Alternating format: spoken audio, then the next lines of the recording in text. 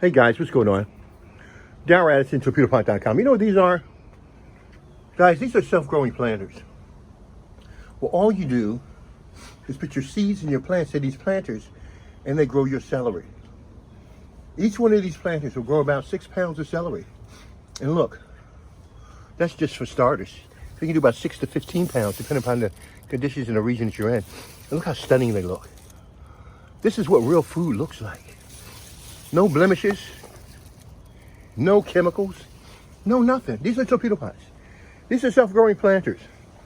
They grow my food for me all of the time. I don't have a problem with food.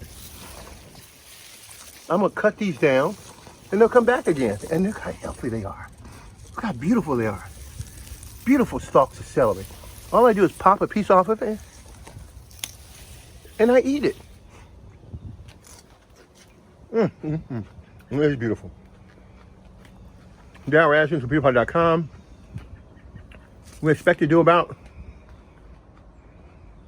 50 pounds of celery in just this small space. Talk to you guys later. Bye-bye.